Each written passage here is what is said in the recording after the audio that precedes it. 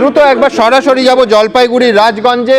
প্রথমে ছবি দেখে নেব যে সেখানে আবার সেই অবৈধ জমায়েত, পশ্চিমবঙ্গের সেই চেনা ছবি, অগণতান্ত্রিক ছবি, সেখানে জমায়েত ভিড় ছড়াচ্ছে কেন্দ্রীয় বাহিনী। এই মুহূর্তে ছবি দেখতে পাচ্ছেন। সেই সেক্টর অফিসার এই বিষয় নিয়ে সিএপিএফ কে বলার পর থেকে এই মুহূর্তে দেখতে পাচ্ছি আমরা সিএপিএফ এর নতুন একটি টিম এসছে এবং তারা এই এলাকাটায় যাতে 100 মিটারের মধ্যে লোকজন না থাকে সেই বিষয়টা দেখার জন্য।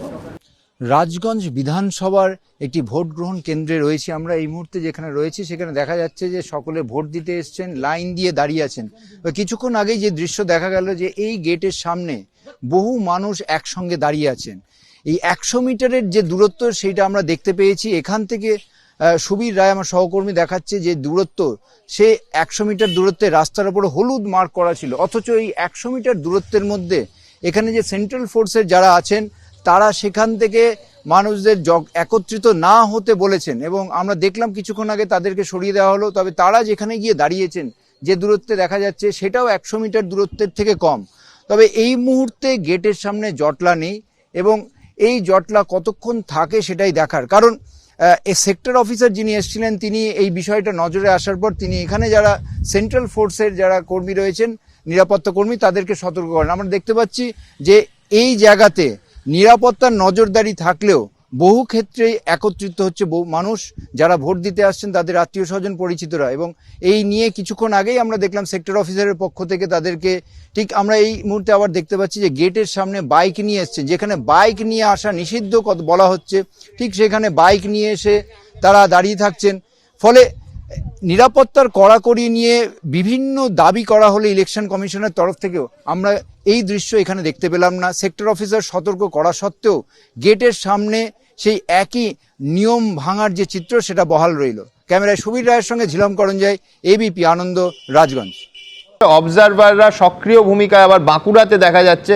আমার আরেক সহকর্মী ময়ূক ঠাকুর চক্রবর্তী সেই ছবি তুলে ধরেছে বাঁকুড়া থেকে, দেখবো ময়ূক। প্রথম দফার ভোট গ্রহণ প্রক্রিয়া শুরু হয়েছে। এই মুহূর্তে আমরা বাঁকুড়া শহরে রয়েছি। যে ছবি আমরা দেখছি যে সকাল থেকে প্রচুর মানুষ তারা কিন্তু ভোটের লাইনে তারা দাঁড়িয়েছেন এবং তারা ভোট দিচ্ছেন। কমিশনের তরফ থেকে যিনি এক্সপেন্ডিচার অবজারভার রয়েছেন তিনি ইতিমধ্যেই বাঁকুড়া শহরের বিভিন্ন যে বুথ সেখানে তারা ভিজিট করা শুরু করেছেন। বিভিন্ন অভিযোগ বিভিন্ন জায়গা থেকে এসছে, কিছু জায়গায় অবৈধ জমায়েত, ভোটারদের প্রভাবিত করার মতো অভিযোগ এসছে। ঠিক সেই কারণেই অবজারভার নির্বাচন কমিশনের তরফ থেকে তিনি বেরিয়েছেন এবং বেরিয়ে বিভিন্ন বুথ তারা যাচ্ছেন, ভোটারদের কনফিডেন্স বাড়ানোর তারা চেষ্টা করছেন। যারা ভোটের লাইনে দাঁড়িয়ে রয়েছেন সকাল থেকে, আমি একবার ছবিটা দেখাবো, সকাল থেকে ভোট শুরু হওয়ার আগে থেকেই এখান থেকে লাইন শুরু হয়ে যায় এবং তারপরেই কিন্তু বেলা যত বাড়ছে ভোটারদের সংখ্যা এই বাঁকুড়া শহরে এরকমই হারে কিন্তু বাড়তে দেখা যাচ্ছে। এবং কমিশনের তরফ থেকে অবজারভার রয়েছেন, কোথাও কোনো অবৈধ জমায়েত বা কিছু থাকলে তাকে সরিয়ে দেওয়া হচ্ছে। ভোটারদের প্রভাবিত করার চেষ্টা যদি কেউ করে, অবজারভার বলছেন সেটা কড়া হাতে দমন করা হবে। ক্যামেরা অতনু কুণ্ডুর সঙ্গে ময়ূক ঠাকুর চক্রবর্তী, এবিপি আনন্দ, বাঁকুড়া। এবিপি আনন্দ, এগিয়ে থাকে, এগিয়ে রাখে।